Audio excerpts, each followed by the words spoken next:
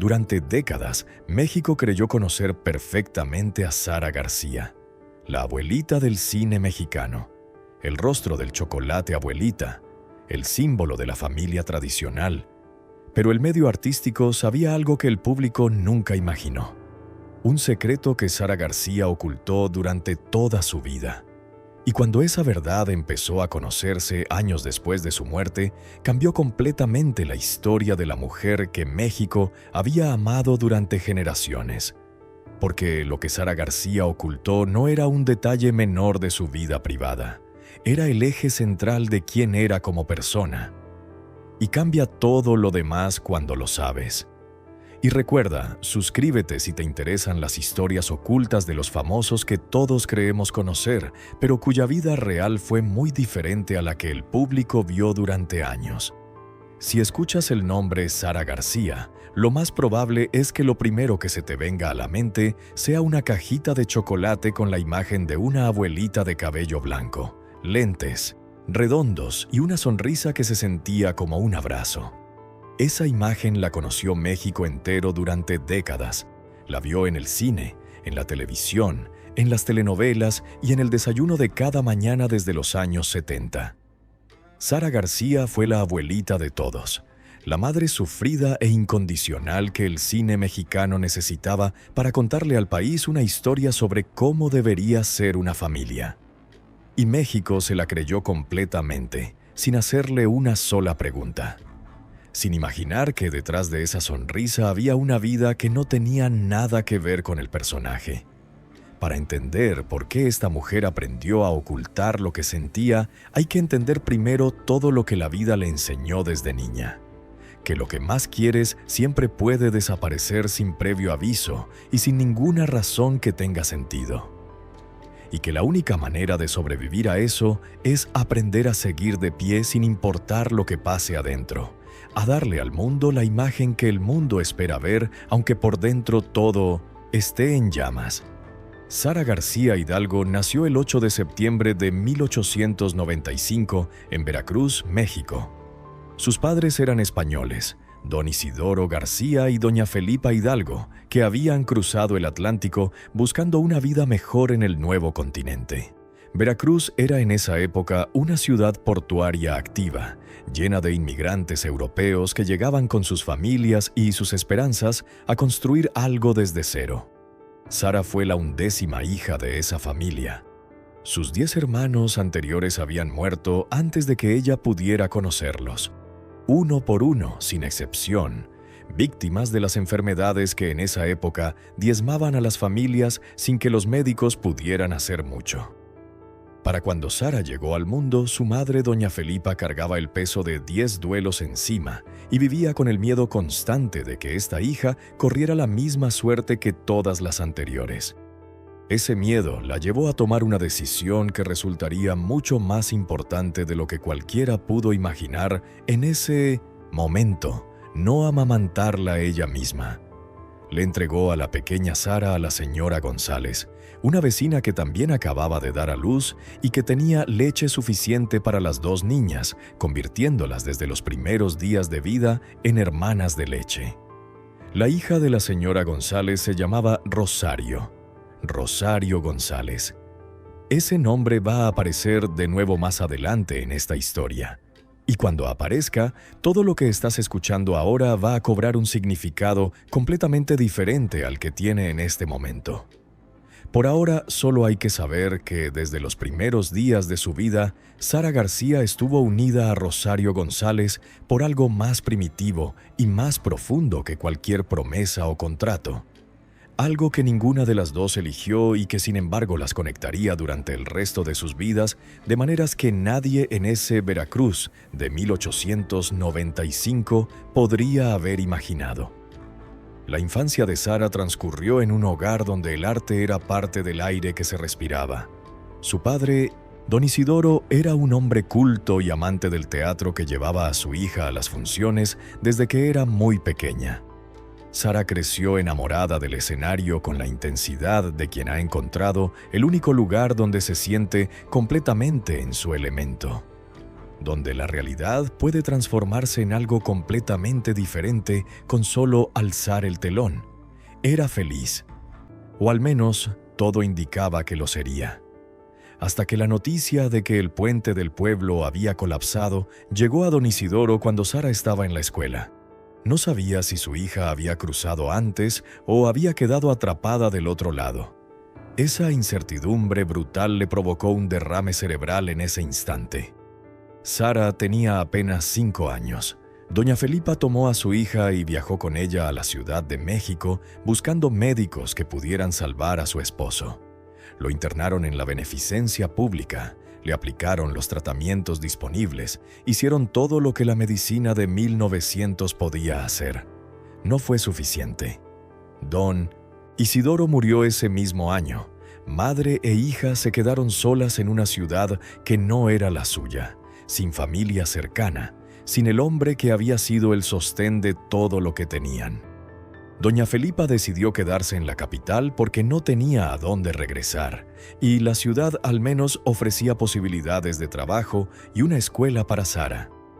Fue así como la pequeña que había nacido en Veracruz se convirtió en capitalina por necesidad, aprendiendo desde niña que la vida no siempre pregunta si estás lista antes de cambiarte el rumbo completamente. 5 años después de la muerte de su padre, cuando Sara tenía 10 años, una fiebre tifoidea se instaló en la casa. La misma enfermedad que décadas después perseguiría a su familia se llevó primero a doña Felipa. Sara también se contagió, pero era joven, y su cuerpo pudo pelear contra la infección. Su madre no tuvo la misma suerte. Antes de morir, doña Felipa le pidió a la directora de la escuela donde estudiaba Sara que se hiciera cargo de ella. La directora aceptó. Sara tenía 10 años. Había perdido a su padre y a su madre, y vivía ahora bajo el cuidado de una mujer que, aunque buena persona, no era su familia. Fue esa directora quien, sin saberlo, plantó en Sara la semilla de lo que sería su vida entera. Le enseñó a organizar y dirigir obras de teatro escolares, a entender que el arte no era solo talento, sino también disciplina y trabajo constante. Sara absorbió esas lecciones con la intensidad de alguien que ha perdido todo lo demás y que necesita encontrar un lugar donde pertenecer. Y descubrió que en el escenario podía ser cualquier persona menos la niña huérfana que era en la vida real. Pero también aprendió algo más que nadie le enseñó conscientemente: a separar lo que sentía adentro de lo que mostraba afuera con una precisión que con los años se volvió casi automática. A sonreír cuando por dentro el dolor era insoportable. A seguir adelante cuando todo lo que quería era quedarse quieta. A darle al mundo la imagen que el mundo esperaba recibir, sin importar lo que eso le costara. Una habilidad que décadas después usaría para proteger el secreto más importante de su vida durante 4 décadas sin que las costuras se notaran. En 1917, Sara García debutó en el cine mudo con la película Muda en defensa propia. Tenía 22 años y empezaba desde cero en una industria que no conocía a nadie como ella. El cine la llevó al teatro, y el teatro la llevó a giras que recorrían la República Mexicana y llegaban hasta Centroamérica, actuando para públicos nuevos cada semana en escenarios que cambiaban constantemente. Era una vida itinerante y exigente que no era para cualquiera, pero para Sara, que no tenía un hogar fijo al que regresar ni una familia que esperara su regreso, el movimiento constante era simplemente la normalidad. Y fue en esas giras donde conoció a Fernando Ibáñez, el hombre que le prometió lo que nunca había tenido: una familia propia. Fernando Ibáñez era un actor joven con suficiente talento y suficiente carisma para que la química entre él y Sara fuera evidente para todos los que los rodeaban. En 1918 se casaron. En 1920 nació su única hija, María Fernanda. Para Sara, esa niña lo era todo. Era la familia que había perdido cuando era pequeña, reconstruida desde cero con sus propias manos. Todo parecía ir bien. El matrimonio, la carrera, la niña creciendo entre sets de filmación y bastidores de teatro. Por primera vez en muchos años, la vida de Sara parecía tener la estabilidad que siempre le había faltado. Pero Fernando Ibáñez tenía un secreto que Sara tardó tiempo en descubrir y que cuando lo descubrió destruyó ese mundo de un golpe. La mujer con quien Fernando le fue infiel era Elvira Morla, una actriz española del mismo medio que además le debía dinero a Sara, lo que añadía a la traición una dimensión de descaro difícil de ignorar. Cuando Sara se enteró, no lloró en privado ni se quedó callada como se esperaba de las mujeres de esa época. Buscó directamente a Elvira Morla y le dijo con la calma de quien sabe lo que vale: «Mire usted, yo le permito que me robe a mi marido, pero mi sueldo y el trabajo no me lo roba. Usted me paga ahora mismo lo que me debe o salgo a ese balcón y empiezo a gritar que usted es una 4 letras». Elvira pagó. Sara abandonó a Fernando en 1923, se llevó a María Fernanda y nunca más volvió a buscar a ese hombre. Pero lo que vino después de esa separación nadie lo vio venir. Ser madre soltera en el México de los años 20 no era solo difícil en términos económicos. Era una condena social que el medio artístico amplificaba en lugar de suavizar, porque los productores de la época preferían actuar como si la vida privada de sus artistas fuera un espejo de sus personajes en pantalla. Una mujer separada cargaba un estigma que afectaba tanto su vida personal como su trabajo, y Sara tuvo que construir una posición lo suficientemente sólida para que ese estigma no pudiera con ella. Trabajó el doble que cualquiera de sus colegas, llegaba antes, se preparaba más, no ponía pretextos y nunca llegaba tarde. Construyó su reputación ladrillo a ladrillo con la determinación de alguien que sabe que no hay nadie que la respalde si ella sola no se respalda. Y lo logró. Pero detrás de esa imagen de mujer fuerte e independiente, Sara cargaba algo que nadie veía: la soledad de no tener una persona de confianza con quien hablar al final del día. Fue en ese período de mayor vulnerabilidad cuando el destino le puso a alguien en el camino. Alguien que había estado en su vida desde el primer día, aunque ninguna de las dos lo recordara claramente, porque eran bebés cuando se conocieron. Fue en una corsetería del centro histórico de la Ciudad de México llamada La Europea.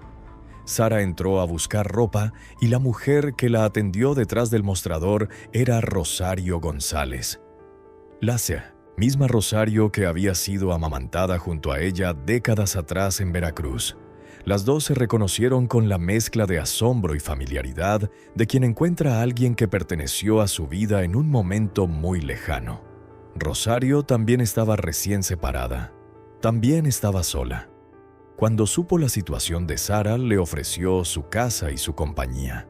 Sara aceptó, y desde ese día Rosario González no volvió a separarse de ella. Las dos mujeres comenzaron a vivir juntas en la casa de la colonia del Valle, compartiendo los gastos, los horarios, el cuidado de María Fernanda y la vida cotidiana que se construye entre personas que deciden hacerse compañía de verdad.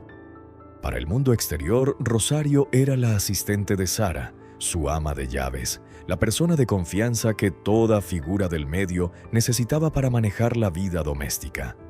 Pero lo que había entre las dos mujeres era algo que ninguna de esas etiquetas podía describir con precisión, algo que fue creciendo con los años de una manera que todos los que las rodeaban notaban sin poder o querer nombrarlo directamente.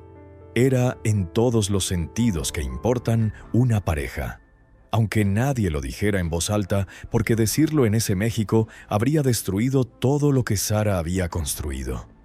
Mientras tanto, María Fernanda crecía entre cámaras y telones, prácticamente criada en los sets de filmación y los bastidores de los teatros donde trabajaba su madre. En 1937 consiguió su primer papel importante, compartiendo pantalla con Jorge Negrete, el charro cantor, que estaba en pleno ascenso hacia convertirse en el ídolo más grande que México había visto hasta ese momento. Negrete tenía 26 años y una reputación bien ganada de conquistador, y quedó enamorado de la hija de Sara, que tenía 17. Sara sabía exactamente qué tipo de hombre era Negrete con las mujeres y puso distancia entre él y su hija, sin dar explicaciones ni pedir perdón. El romance no prosperó, pero lo que vino después fue devastador de todas formas. En 1938, María Fernanda se casó con el ingeniero Mariano Velasco y se fue a vivir con él a Tamaulipas, lejos de la Ciudad de México y lejos del mundo del cine. Sara la dejó ir aunque le doliera, porque toda madre que ha criado bien a una hija sabe que el objetivo siempre fue que esa hija pudiera construir su propia vida. Las noticias que llegaban de Tamaulipas eran buenas. El matrimonio funcionaba, y para cuando llegó 1940, Sara tenía razones para creer que lo peor ya había pasado. No podía estar más equivocada. El 18 de octubre de 1940, Sara García estaba en el escenario actuando cuando alguien llegó a avisarle entre bastidores. Su hija María Fernanda había muerto. Tenía 20 años, una hemorragia interna causada por fiebre tifoidea, la misma enfermedad que 40 años atrás había matado a la madre de Sara. Se había llevado también a su única hija. Y con ella murió también el nieto que esperaba, porque María Fernanda estaba embarazada. En un solo momento, Sara García perdió a su hija y al nieto que nunca pudo tener. La cadena de muertes que había comenzado con sus 10 hermanos, que había continuado con su padre y su madre, acababa de llevarse lo último que le quedaba de su propia sangre.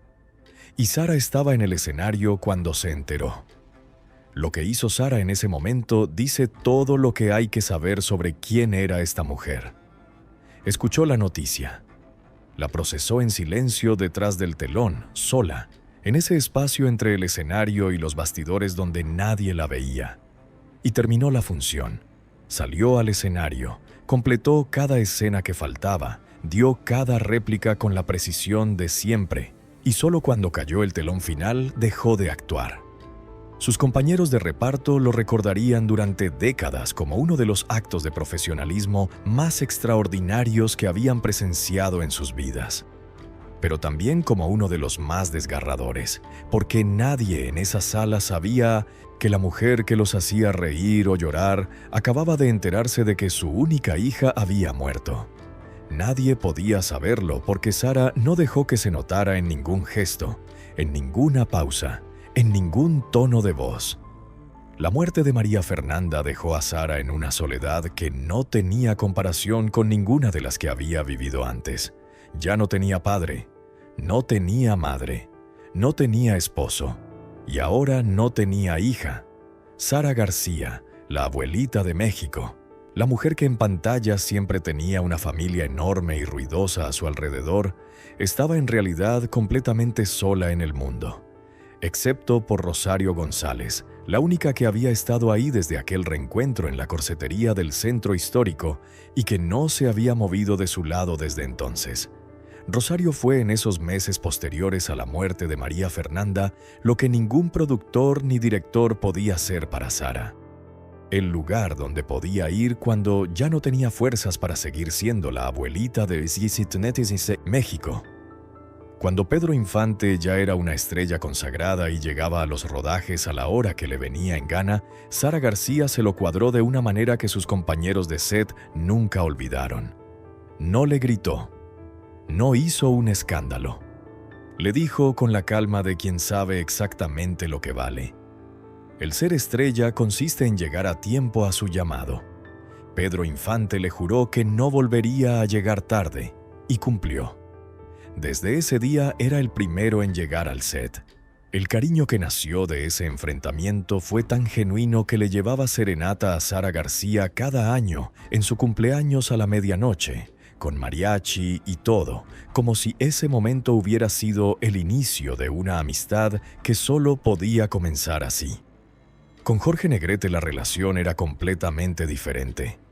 Sara nunca lo perdonó del todo por el episodio con su hija, y Negrete, que además acumuló durante años un poder en el sindicato de actores que usaba de maneras que generaban incomodidad en el medio, no hacía esfuerzos por buscar la reconciliación.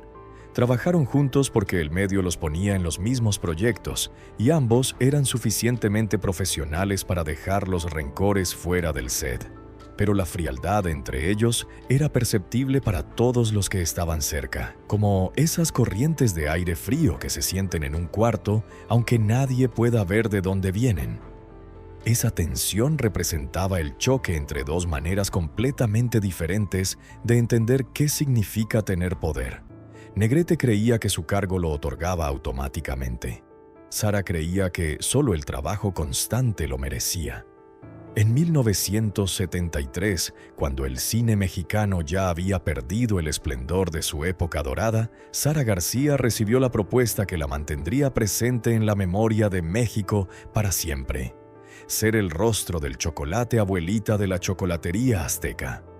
Su imagen con cabello blanco, lentes y esa sonrisa inconfundible quedó grabada en millones de cocinas mexicanas de una manera que ninguna de sus películas había logrado por sí sola. Nestlé compró la empresa después y conservó la imagen casi sin cambios. Hoy, más de 40 años después de la muerte de Sara García, la cajita del chocolate abuelita sigue en los supermercados de México con su cara. Es probablemente la imagen más duradera que una actriz mexicana ha dejado en la cultura popular del país.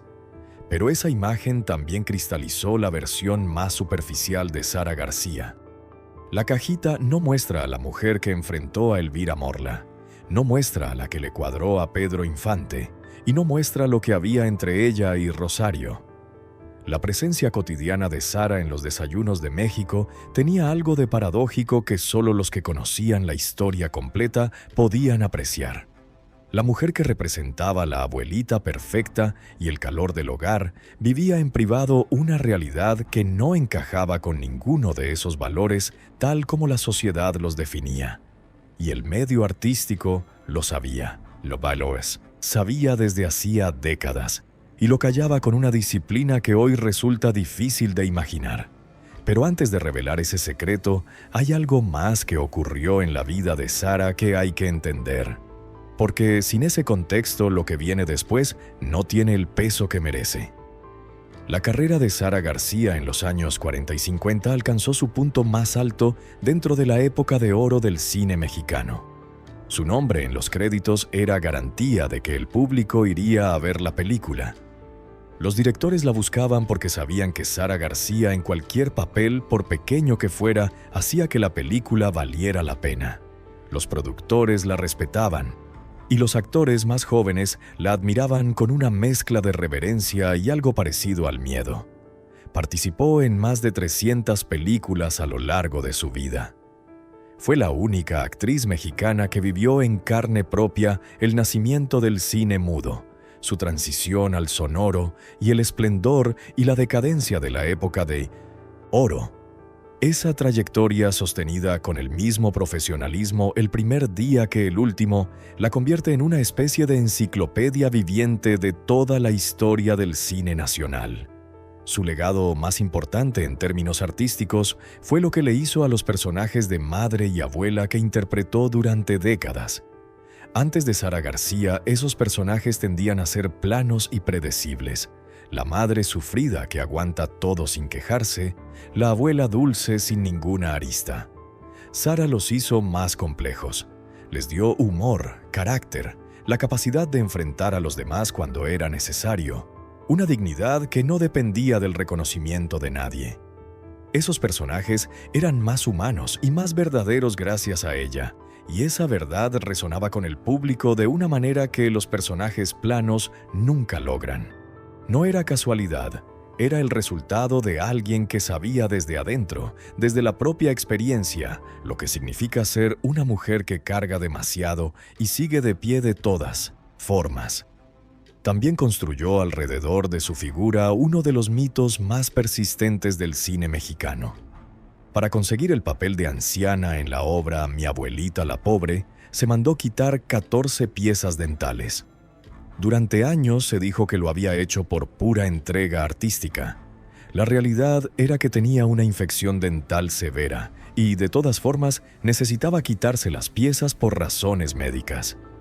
que lo aprovechara para su personaje decía todo sobre su manera de entender el trabajo. Nada se desperdicia. También se dijo que se había quebrado una rodilla para usar el bastón de manera más auténtica. Eso sí era un mito. Pero que la gente lo creyera decía algo sobre la imagen que proyectaba. La de una mujer capaz de cualquier sacrificio por su arte. Esa imagen no era completamente falsa, solo era incompleta. La relación de Sara García con las generaciones más jóvenes de actores fue una de las dimensiones más importantes de su legado. Muchos actores que trabajaron con ella mencionan en entrevistas el impacto de verla trabajar de cerca, no solo por el talento, sino por la actitud, la puntualidad, la preparación, la manera de tratar a todos en el set con el mismo respeto independientemente de su posición en los créditos. En un medio que tiende a tratar a los extras y a los técnicos como invisibles, Sara García los llamaba por su nombre. Ese trato igualitario decía algo sobre cómo entendía su posición en el mundo. No se consideraba una estrella por encima de los demás. Se consideraba una trabajadora de un oficio que merecía el mismo respeto que cualquier otro oficio ejercido con disciplina. En esos años 40 y 50, mientras su carrera crecía y el chocolate abuelita todavía era algo del futuro, Sara García y Rosario González construían en privado la vida que el mundo exterior nunca vería completa. Compartían la casa de la colonia del Valle, los horarios, las comidas, los momentos de silencio al final del día cuando las cámaras se apagaban y el trabajo terminaba. Rosario manejaba la vida doméstica con una eficiencia que le daba a Sara la libertad de concentrarse en el trabajo. Y Sara llegaba cada noche a esa casa sabiendo que había alguien que la esperaba sin pedirle que siguiera siendo la abuelita de México. Era el único espacio donde podía quitarse esa carga y ser simplemente ella misma. La muerte de María Fernanda en 1940 había dejado un hueco que nunca se cerró del todo. Sara actuó a madres y abuelas durante décadas después de esa fecha, llorando por hijos y celebrando nacimientos en decenas de películas. Cada vez que interpretaba a una madre sufrida, había algo en esa interpretación que venía de un lugar que ningún director le había pedido que alcanzara. Un lugar que solo Sara conocía completamente.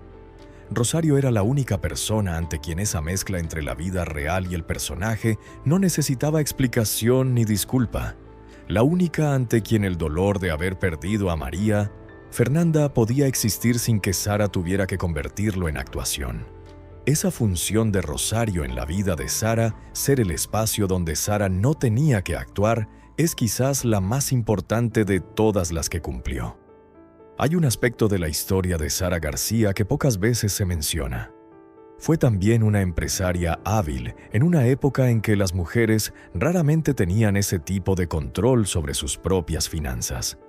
Administró su carrera con una visión de largo plazo que la mayoría de sus colegas no tenían, eligiendo proyectos con cuidado, negociando contratos de manera directa y ahorrando con una disciplina que le permitiría al final de su vida dejarle una herencia significativa a Rosario. Ese testamento fue la única declaración pública de amor que Sara García pudo hacerle a Rosario. Nombrarla heredera universal de todo lo que había construido en más de 60 años de carrera. No a un familiar, no a una institución, a Rosario. Y esa decisión, para quienes conocían la historia, decía más que cualquier declaración que Sara hubiera podido hacer en cualquier entrevista. A finales de los años 70, Sara era ya una mujer de más de 80 años, que seguía trabajando porque el trabajo era lo único que conocía desde los 17. Su última película se filmó en 1980, el mismo año de su muerte. 63 años después de su debut en el cine mudo, seguía frente a las cámaras con la misma presencia y la misma entrega de siempre. Ese dato, una carrera activa de 63 años sin interrupciones significativas, es en sí mismo un récord que difícilmente alguien en la historia del cine mexicano ha igualado. Y es la evidencia más concreta del tipo de persona que era Sara García. alguien para quien rendirse simplemente no era una opción que existiera en su vocabulario. En noviembre de 1980, Sara García sufrió una caída en su casa de la Colonia del Valle. A sus 85 años la internaron en el Centro Médico Nacional. Durante 4 días los médicos trataron de estabilizarla. Una neumonía se instaló en sus pulmones y su cuerpo, que había aguantado décadas de trabajo sin parar, no pudo más. El 21 de noviembre de 1980 falleció a causa de un paro cardiorrespiratorio. Rosario González estaba a su lado. El funeral se realizó en el Teatro Jorge Negrete. Miles de personas llegaron a darle el último adiós. Lucha Villa cantó Mi Cariñito, la misma que Pedro Infante había cantado en la escena de su muerte en Vuelven los García. Fue una despedida que estuvo a la altura de la persona que se iba. Sara García fue enterrada en el Panteón Español de la Ciudad de México, en el mismo mausoleo donde 40 años antes había sido enterrada su hija María Fernanda. Madre e hija juntas por fin. Rosario González recibió la herencia. Se quedó con la casa de la Colonia del Valle donde habían vivido juntas durante décadas y continuó su vida. El 5 de abril de 1983 murió también. Fue enterrada en el Panteón Español, en el mismo mausoleo donde estaban Sara y María Fernanda. Las tres juntas, como si incluso en la muerte el destino hubiera querido reconocer lo que la sociedad de su época nunca se atrevió a reconocer en vida. Esa tumba compartida en el Panteón Español es el monumento más honesto que existe a la historia real de Sara García. No el chocolate abuelita que perpetúa el símbolo. No las enciclopedias del cine que documentan la carrera pero omiten lo más importante, sino esa lápida donde los tres nombres están juntos: la madre, la hija y la mujer que amó a la madre durante décadas sin poder decírselo al mundo. Tres mujeres que el destino unió de maneras que nadie hubiera podido prever desde el principio y que al final terminaron juntas como si el orden de las cosas hubiera estado claro desde siempre. Y ahora hay que contar la parte de esa historia que los libros tardaron décadas en poder contar con ese nombre. Porque lo que había entre Sara García y Rosario González no era lo que Sara le decía al mundo cuando alguien preguntaba. No era una relación laboral. No era solo una amistad profunda. Era algo que el México de esa época no tenía espacio para nombrar públicamente, pero que en la privacidad de esa casa de la Colonia del Valle existía con una claridad y una solidez que no necesitaba de ningún nombre para ser completamente real. El medio artístico lo sabía. Varios actores lo confirmaron públicamente décadas después. Y 2 libros lo documentaron con nombres, fechas y testimonios. Y ya es momento de contarlo completo.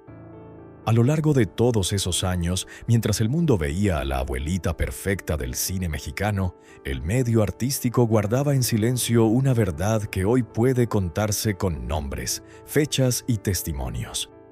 Una verdad que varios actores que conocieron a Sara de cerca confirmaron en distintos momentos, algunos décadas después de su muerte. Una verdad que la escritora Ileana Baeza Lope documentó en 2018 en un libro cuyo título no dejaba espacio para la ambigüedad. Sara García, ícono cinematográfico nacional mexicano, abuela y lesbiana. Y que en 2011 una investigadora cultural ya había incluido a Sara García entre los homosexuales más influyentes en la historia y la cultura de México. El actor Manuel Flaco Ibáñez lo confirmó públicamente en 2014, décadas después de que Sara ya no pudiera hablar por sí misma. Dijo que muchos en el medio sabían que Sara García era gay y que su pareja se llamaba Rosario, y que Sara tenía un juego de palabras que usaba cuando quería ir a verla sin decirlo directamente. Decía que se iba a echar un rosario. Nadie le preguntaba más. Todos entendían el código. Era la manera en que esa época manejaba las verdades que no quería nombrar directamente, con un lenguaje que protegía a quien lo usaba sin mentir completamente. Un pacto de silencio que protegía a Sara García y que el medio había decidido respetar porque necesitaba que el mito de la abuelita perfecta permaneciera intacto para seguir vendiéndolo. El cantante Alex Sintek aportó el testimonio más íntimo de todos cuando reveló que de niño, al grabar un comercial del chocolate abuelita en la casa de Sara y Rosario, fue testigo de algo que quedó grabado en su memoria para siempre. Rosario le dio un beso en la boca a Sara frente a todos, con la naturalidad de quien está en su propio hogar y no necesita esconderse para demostrarle afecto a la persona que ama. Ese gesto simple, tan cotidiano para cualquier pareja, era un lujo que fuera de esas 4 paredes, Sara García no podía permitirse en ningún contexto ni ante ninguna persona que no fuera de absoluta confianza. Dentro de su casa era libre. Afuera tenía que ser la abuelita de México. Y esa distancia entre las dos versiones de sí misma fue el precio que pagó durante toda su vida. Y aquí es donde ya no tiene sentido seguir usando las etiquetas que Sara García usaba para el mundo exterior. Porque lo que había entre Sara y Rosario no era una amistad, por más profunda que fuera. No era una relación laboral, por más conveniente que fuera esa descripción. Lo que había entre Sara García y Rosario González era amor. El amor más largo y más estable de la vida de Sara. El único que no la traicionó. El único que no la abandonó. El único que estuvo presente desde aquel reencuentro en la corsetería hasta el último día. Sara García era lesbiana. Y su relación con Rosario González fue la relación más importante de toda su vida. Vivieron juntas durante décadas, criaron juntas a María Fernanda y cuando María Fernanda murió, se quedaron juntas cargando ese dolor también. El México de la época de oro era un país profundamente conservador donde esa verdad no tenía espacio público. La homosexualidad era no solo socialmente inaceptable, sino activamente perseguida. Y el mundo del espectáculo tenía mecanismos de presión y silencio que podían destruir una carrera en cuestión de días. Sara García era el símbolo del núcleo familiar tradicional que el cine nacional vendía al mundo. Si se hubiera sabido públicamente lo que había entre ella y Rosario, los estudios la habrían abandonado sin pensarlo 2 veces, y Sara lo sabía. Por eso, cuando alguien le preguntaba por Rosario, Sara tenía siempre lista una respuesta que era técnicamente verdadera, pero que no decía nada de lo que importaba. Su ama de llaves, su asistente, su hermana del alma. Cualquier etiqueta que el mundo pudiera aceptar sin hacer más preguntas. Eso no la hace víctima en el sentido pasivo de la palabra. Sara García no era víctima de nada. Era una mujer que tomó decisiones conscientes y estratégicas para proteger lo que había construido con décadas de trabajo. Pero sí hace que su historia sea más compleja y más triste de lo que la imagen de la cajita de chocolate sugiere. Porque detrás de esa sonrisa había una mujer que no podía decirle al mundo quién amaba. Que tenía que mantener una doble vida todos los días, sin descanso, sin vacaciones de esa vigilancia constante sobre cada gesto, cada palabra, cada manera de referirse a Rosario en público. Ese esfuerzo, sostenido durante décadas, es en sí mismo una forma de trabajo que no aparece en ninguna filmografía, pero que fue tan exigente como cualquier papel que interpretó. Nunca negó la existencia de Rosario. Nunca la escondió físicamente ni intentó hacer como si no existiera. Solo la redefinía con las etiquetas que el mundo podía aceptar sin preguntar más. Era una estrategia que requería una precisión constante y una capacidad de adaptación que solo alguien que lleva toda la vida navegando entre lo que siente y lo que muestra puede mantener durante décadas sin que las costuras se noten. Era, en cierta manera, la misma habilidad que había desarrollado desde los 5 años. Darle al mundo la imagen que el mundo esperaba, ver y guardar para sí misma lo que era realmente suyo. En ese México, en esa industria, en esa época, mantener eso durante 40 años sin que nada se derrumbara era un logro que no debe subestimarse. Lo que ese secreto le costó a Sara García en términos humanos es algo que solo ella podía saber completamente. Era la vigilancia constante sobre cada gesto y cada palabra. Era la necesidad de mantener esa vigilancia no solo en entrevistas formales, sino en conversaciones casuales, en reuniones de trabajo, en los momentos en que la guardia baja más naturalmente.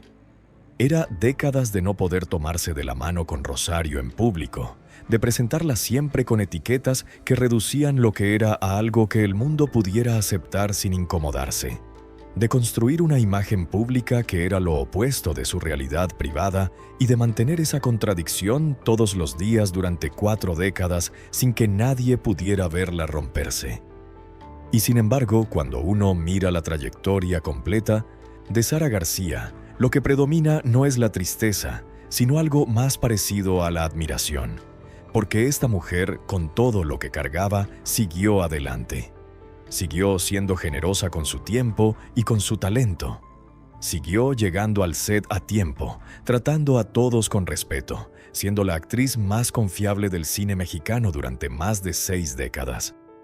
La relación con Rosario González fue la estabilidad que necesitó para poder ser todo lo demás. El lugar donde podía ir cuando el peso de todo lo demás se volvía demasiado grande. La vida le había dado todas las razones del mundo para amargarse, y había elegido no amargarse. Eso no es poco. Eso, de hecho, es todo.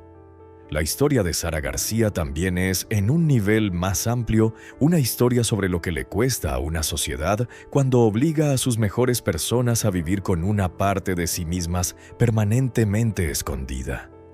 Cada persona que vivió una vida como la de Sara, que amó en silencio y que construyó algo extraordinario a pesar de las restricciones, contribuyó a hacer visible que esas restricciones tenían un costo humano real.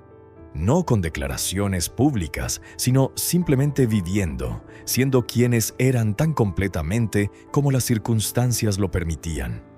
Un testamento que nombraba a quien debía ser nombrado. Una tumba compartida.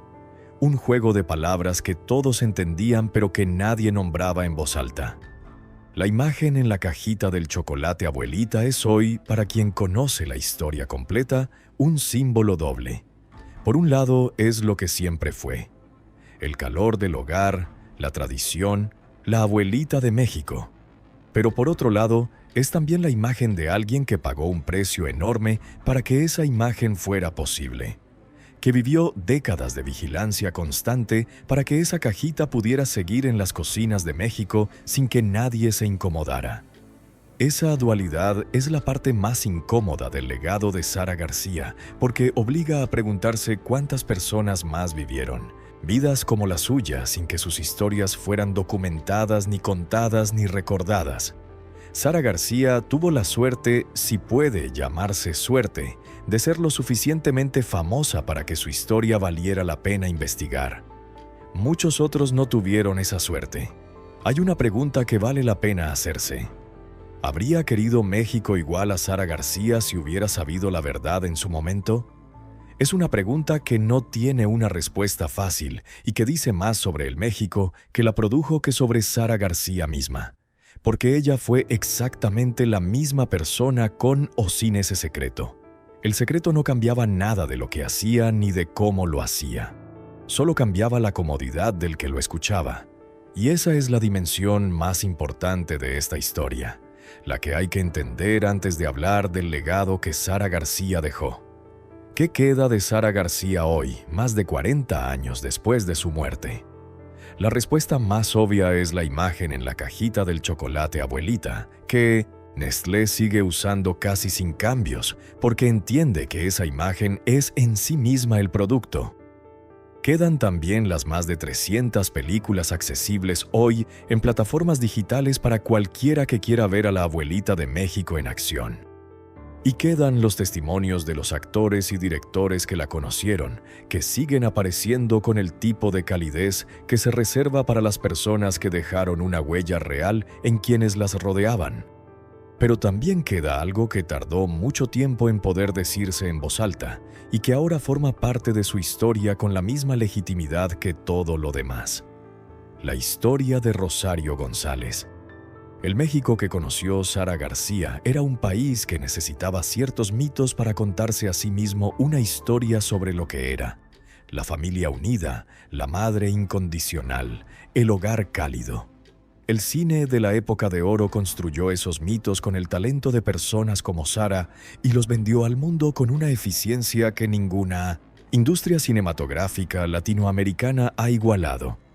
Sara García fue la pieza más representativa de esa maquinaria de mitos, y la ironía de que el símbolo del hogar perfecto viviera una vida que ese hogar perfecto no reconocería es una de las más elocuentes de la historia cultural de México. No como crítica, como evidencia de la distancia que siempre existe entre los símbolos que una sociedad construye y las personas reales que los encarnan. El México de hoy tiene una relación diferente con esa historia. No completamente diferente, pero sí en el sentido de que el libro de Ileana Baeza Lope pudo publicarse en 2018 con ese título y sin que el cielo se cayera. En el sentido de que Alex Sintek pudo contar su anécdota en una entrevista pública y nadie se escandalizó de manera desproporcionada. En el sentido de que esta historia puede contarse hoy completa, con nombres y apellidos, y que eso se siente como lo mínimo que Sara García merece. Ese cambio, insuficiente desde muchas perspectivas pero real, es también parte del legado de Sara García, aunque ella no lo eligiera, y aunque llegara demasiado tarde para que ella pudiera verlo. Sara García construyó una carrera de 63 años con trabajo y disciplina que no tienen equivalente en su industria. Sobrevivió a pérdidas que habrían destruido a cualquier otra persona y siguió siendo generosa. Todo eso importó. Y todo eso merece ser recordado junto, no por separado. La actriz y la mujer. El símbolo y la persona. Las dos cosas al mismo tiempo y con la misma dignidad. Porque separarlas es hacer exactamente lo que el México de su época la obligó a hacer durante 40 años. Dividir su vida en dos partes que no podían tocarse públicamente. Y ese México ya no existe, o al menos está dejando de existir. La decisión de terminar la función la noche que murió su hija no fue frialdad ni insensibilidad. Fue la aplicación de la única lección que Sara había aprendido de manera absolutamente consistente desde los 5 años. Que la vida sigue aunque tú no quieras que siga. Que el telón no espera, que el público no tiene la culpa de lo que pasa entre bastidores, y que la única respuesta honesta a esa realidad es subirse al escenario y hacer el trabajo. Esa lección, aprendida en la peor circunstancia posible, fue también la que le permitió seguir trabajando después de cada pérdida, seguir llegando puntual, seguir siendo la actriz más confiable del cine mexicano sin importar lo que estuviera pasando adentro. Era la misma disciplina frente al dolor que frente al trabajo, sin distinción, sin excepciones. Hay algo que resulta hermoso y terrible al mismo tiempo sobre el final de esta historia, que Rosario González fue enterrada junto a Sara y María Fernanda en el Panteón Español, que el mundo de esa época no tuvo palabras para esa tumba, pero que el mundo de hoy sí las tiene. Que las 3 mujeres que el destino unió de maneras que nadie hubiera podido prever están juntas al final, en ese lugar silencioso donde las etiquetas y los juicios ya no llegan, y que esa tumba dice, con más elocuencia que cualquier libro o cualquier artículo, todo lo que necesita decirse sobre Sara García y sobre lo que fue su vida. Sara García fue también, en un sentido que pocas veces se menciona, pionera en la gestión independiente de una carrera artística en el cine mexicano. En una época en que los actores dependían casi completamente de los estudios, Sara construyó una posición suficientemente sólida como para negociar desde un lugar de relativa autonomía. Eso no fue producto de la suerte, sino del trabajo sostenido durante décadas que la convirtió en un nombre que los estudios necesitaban en sus proyectos. El poder es siempre, en el fondo, un producto del trabajo que nadie puede quitarte.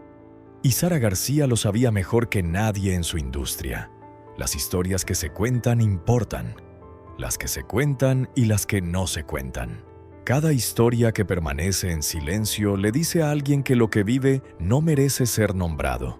Y cada historia que finalmente se cuenta, aunque tarde, le dice lo contrario, Existió, importó, merece ser recordada. Sara García existió. Amó a Rosario González durante décadas con una constancia y una profundidad que pocas relaciones tienen.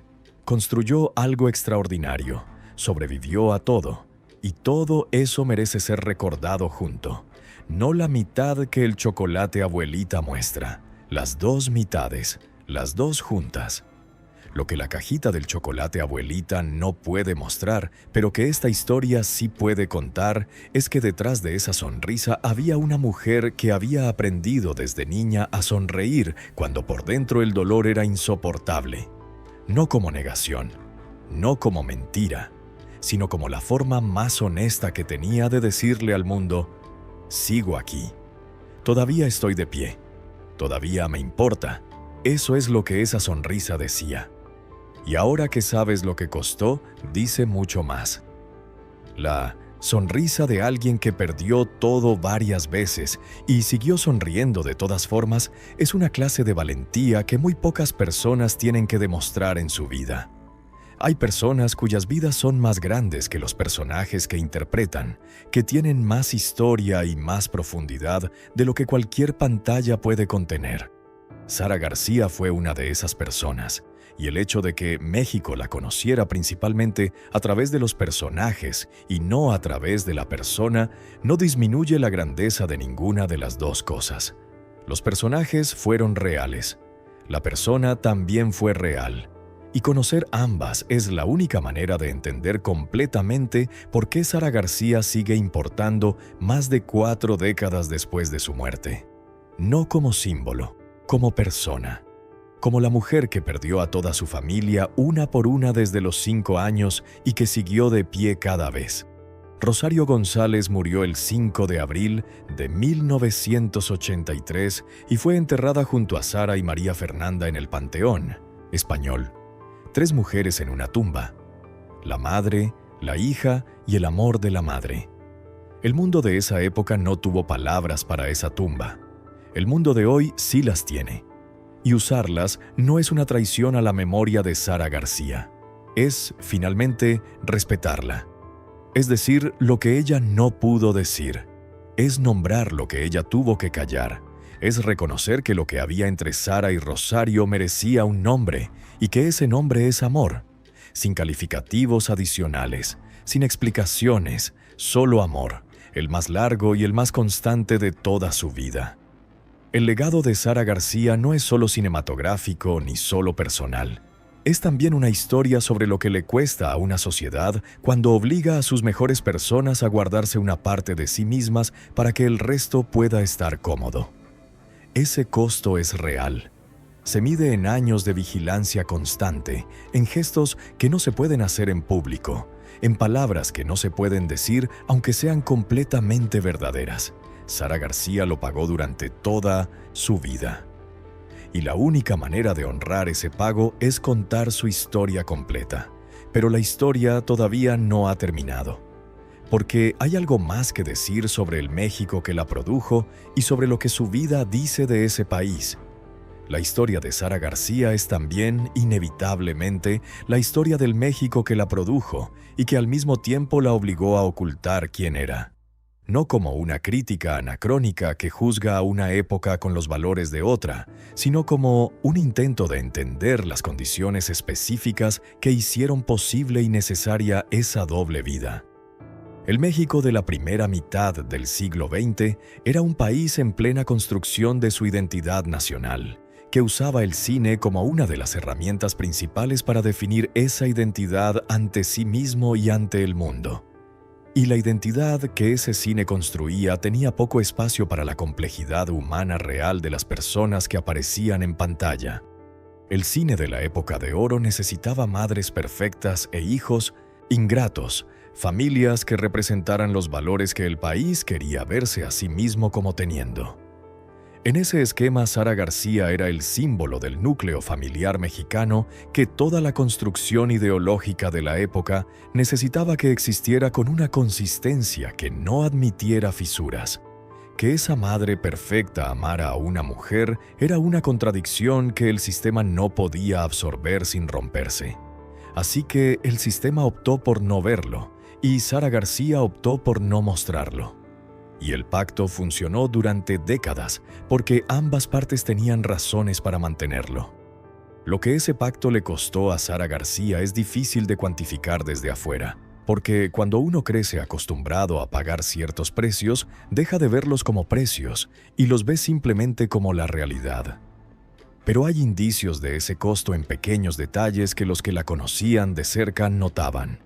Una cierta distancia que a veces se instalaba en medio de una conversación sin razón aparente. La tristeza de alguien que ha aceptado vivir con una parte de sí misma permanentemente guardada, que sabe que es el precio de todo lo demás y que ha decidido pagarlo, que no por eso deja de ser un precio. Hay algo que resulta especialmente perturbador de la vida de Sara García si uno se detiene a pensarlo, que vivió toda su vida sin poder ser públicamente quien era. No porque no tuviera el carácter para enfrentar las consecuencias, que de sobra demostró que lo tenía en muchas otras circunstancias, sino porque las consecuencias eran reales y devastadoras. La carrera que había construido desde cero dependía de una imagen que la verdad habría destruido en cuestión de días. Y Sara tenía demasiado que perder para arriesgarlo todo, no por cobardía, por inteligencia y por amor a Rosario, porque proteger ese secreto también era una forma de proteger a Rosario de un mundo que no la habría tratado bien si la verdad hubiera salido a la luz. La relación entre el México que amó a Sara García y el México que la obligó a ocultar quién era no es una contradicción tan simple como parece a primera vista. Porque el mismo país que hubiera destruido su carrera si hubiera sabido la verdad, también la adoró durante décadas, también puso su cara en millones de cajitas de chocolate. El amor que México le tuvo a Sara García era real, solo que era un amor dirigido a la imagen, no a la persona. Y Sara García lo sabía, y vivió con eso, y siguió sonriendo de todas formas. Cada persona que vivió una vida como la de Sara García contribuyó, aunque no lo eligiera, a hacer visible que esas restricciones tenían un costo humano que no podía ignorarse indefinidamente. No con declaraciones ni con actos de protesta, con la simple evidencia de existir, de amar, de construir algo extraordinario a pesar de todo. Con testamentos que nombraban a quien debía ser nombrado, con tumbas compartidas que decían lo que las palabras no podían decir en vida, con historias que tardaron décadas en poder contarse completas, pero que al final encontraron la manera de contarse. La imagen en la cajita del chocolate abuelita es hoy, para quien conoce la historia completa, una imagen con un peso diferente al que tenía antes de saber la verdad. No es la imagen de un símbolo vacío. Es la imagen de una mujer real que decidió mostrarle al mundo una sonrisa en lugar del dolor que cargaba adentro. No como negación, sino como la única forma de resistencia que tenía disponible. Seguir de pie, seguir trabajando, seguir siendo generosa con un mundo que no siempre fue generoso con ella. Y esa decisión, sostenida durante 85 años sin pausa, es quizás la actuación más extraordinaria de toda su carrera. La historia de Sara García no es solo una historia sobre ella, es también una historia sobre todos los que la rodearon y que sabían la verdad y optaron por callarla. Sobre el pacto de silencio que protegía tanto a Sara como a una industria que necesitaba que el mito permaneciera intacto. Sobre la manera en que las sociedades manejan las verdades que no quieren nombrar directamente, con códigos, con etiquetas, con acuerdos tácitos que todo el mundo entiende y que nadie viola públicamente. Esa manera de manejar la verdad tiene sus propios costos, y Sara García los pagó todos. El México de hoy está, en este sentido, en un lugar diferente al México que conoció Sara García. No completamente diferente, pero diferente en el sentido de que las conversaciones que antes eran imposibles, ahora son posibles. En el sentido de que la historia de Sara García puede contarse hoy con un título directo en la portada de un libro sin que el cielo se caiga. Ese cambio, pequeño en términos absolutos, pero significativo en términos históricos, fue construido ladrillo a ladrillo por personas que vivieron vidas como la de Sara, que pagaron el costo que el mundo les impuso y que de todas formas dejaron constancia de lo que eran y de lo que amaron. Hay algo en esa combinación de trabajo, carácter y amor que define a Sara García mejor que cualquier título o premio que pudo haber recibido. No fue la más glamorosa ni la más fotogénica de su generación. Fue la más sólida, la más consistente, la que estaba ahí en cada proyecto y daba lo mejor de sí misma en cada toma. Esa consistencia, sostenida durante más de 6 décadas, es un tipo de grandeza que no siempre recibe el reconocimiento que merece, pero es el tipo de grandeza que dura. Y la de Sara García lleva más de 4 décadas durando y no da señales de detenerse. La cajita del chocolate abuelita sigue en las cocinas de México. La misma sonrisa, los mismos lentes, el mismo cabello blanco que reconocen varias generaciones de mexicanos sin saber la mitad de lo que esa sonrisa costó. Pero esa sonrisa tiene ahora, para quien conoce la historia completa, una profundidad que antes no tenía. Es la sonrisa de alguien que aprendió desde niña a sonreír cuando por dentro el dolor era insoportable. Es la sonrisa de alguien que perdió a toda su familia una por una y siguió de pie. Que amó como quiso en el único espacio donde podía, que trabajó durante 63 años y que al final descansó junto a las 2 personas que más quiso en su vida, como si incluso en la muerte las cosas hubieran encontrado su lugar correcto. La historia de Sara García tiene una última dimensión que vale la pena subrayar antes del cierre. No es solo la historia de una mujer extraordinaria que vivió una vida doble. Es también la historia de una relación extraordinaria que sobrevivió a todo lo que el mundo le lanzó. La historia de Rosario González, que se quedó, que esperó, que estuvo ahí hasta el último día, y que merece ser recordada también, no como el secreto de Sara García, como la persona más importante de su vida. Sara García aprendió a resistir desde los 5 años, cuando su padre murió y su mundo cambió para siempre. Por primera vez, no la resistencia ruidosa ni la que se anuncia con discursos, la resistencia silenciosa de seguir de pie cuando tienes todas las razones del mundo para no hacerlo, la de llegar puntual al set el día después de que algo se rompa adentro, la de terminar la función la noche que tu hija muere, la de sonreírle a México desde una pantalla mientras cargas adentro todo lo que México nunca supo que cargabas. Esa forma de resistencia no aparece en los titulares, pero es la que sostiene el mundo. La ejerció durante 80 años, en cada set de rodaje, en cada estreno, en cada entrevista donde hablaba de su carrera sin hablar de su vida. Y la ejerció también en privado, en la casa de la colonia del Valle, en cada noche que llegaba y encontraba a Rosario esperándola. En ese espacio por fin podía dejar de resistir y simplemente ser, no la abuelita de México, no el símbolo de la familia tradicional, solo Sara, la mujer que amaba a Rosario, la mujer que extrañaba a su hija, la mujer que había sobrevivido a todo lo que la vida le había lanzado. Rosario se quedó hasta el último día. Estuvo al lado de Sara en el Centro Médico Nacional durante los 4 días que tardó en morir.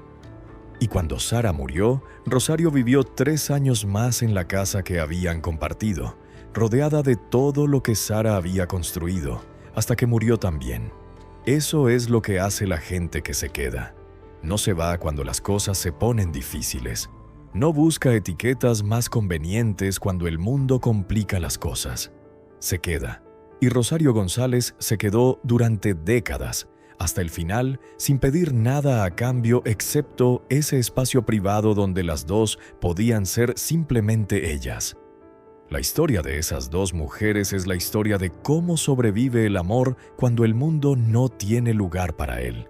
No con demostraciones públicas ni con declaraciones, con presencia constante, con estar ahí, con ser el lugar al que alguien regresa al final del día cuando el resto del mundo terminó de exigirle cosas.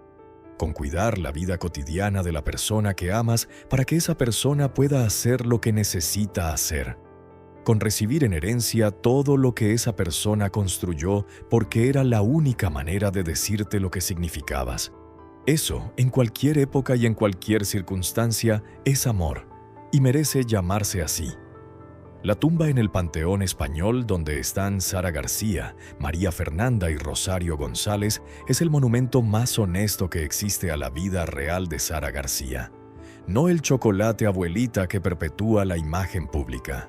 No las enciclopedias del cine que documentan la carrera pero no dicen todo, sino esa lápida donde los tres nombres están juntos: la madre, la hija y la mujer que amó a la madre durante décadas sin poder decírselo al mundo.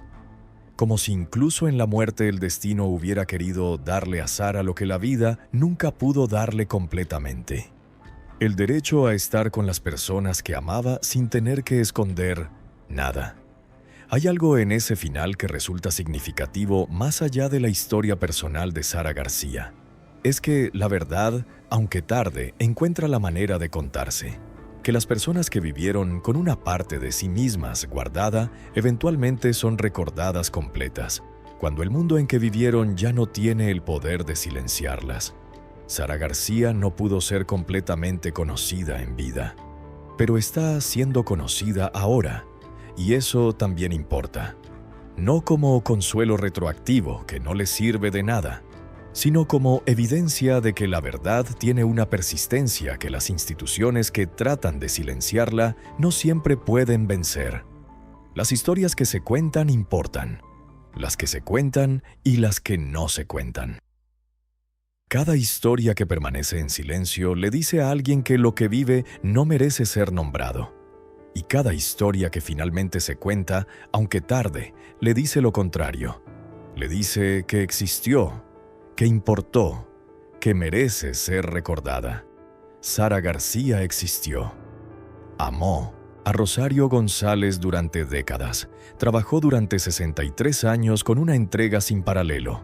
Sobrevivió a todo, y todo eso merece ser recordado junto, completo, sin dejar ninguna parte afuera. Lo que la cajita del chocolate abuelita no puede mostrar es que detrás de esa sonrisa había una mujer que había aprendido desde niña a sonreír cuando por dentro el dolor era insoportable. No como negación, sino como la forma más honesta que tenía de decirle al mundo: sigo aquí, todavía estoy de pie, todavía me importa. Eso es lo que esa sonrisa decía. Y ahora que sabes lo que costó, dice mucho más. La sonrisa de alguien que perdió todo varias veces y siguió sonriendo de todas formas es una clase de valentía que muy pocas personas tienen que demostrar en su vida. Rosario González murió el 5 de abril de 1983 y fue enterrada junto a Sara y María Fernanda en el Panteón Español. 3 mujeres en una tumba: la madre, la hija y el amor de la madre. El mundo de esa época no tuvo palabras para esa tumba. El mundo de hoy sí las tiene. Y usarlas no es una traición a la memoria de Sara García. Es, finalmente, respetarla. Es decir, lo que ella no pudo decir. Es nombrar lo que ella tuvo que callar. Es reconocer que lo que había entre Sara y Rosario merecía un nombre y que ese nombre es amor.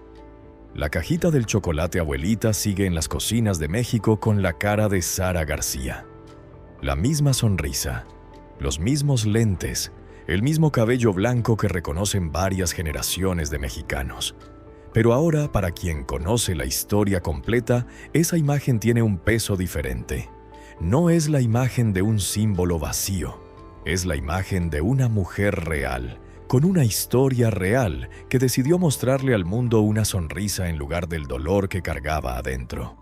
Y esa decisión, sostenida durante 85 años de vida, es quizás la actuación más extraordinaria de toda su carrera.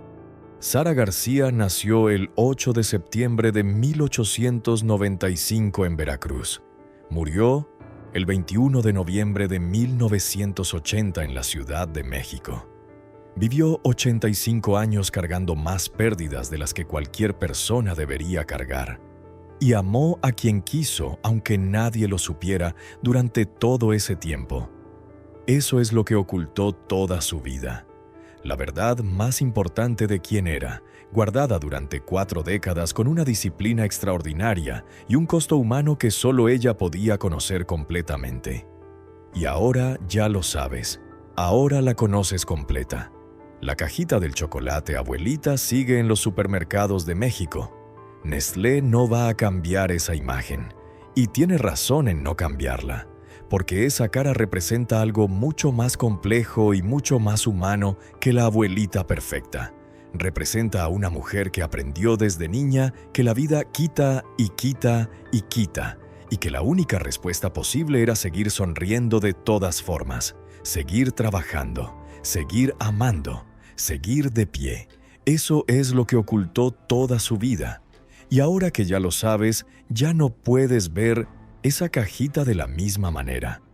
Y eso es exactamente lo que Sara García merecía desde el principio. Si te interesan historias como esta, donde detrás de los personajes más conocidos aparecen vidas mucho más profundas de lo que imaginamos, suscríbete al canal y activa la campanita para no perderte los próximos documentales. Aquí seguimos explorando las historias reales que el tiempo dejó ocultas durante décadas. Y si esta historia de Sara García te sorprendió, cuéntanos en los comentarios qué parte te impactó más y comparte este video con alguien que también haya crecido viendo a la abuelita del cine mexicano.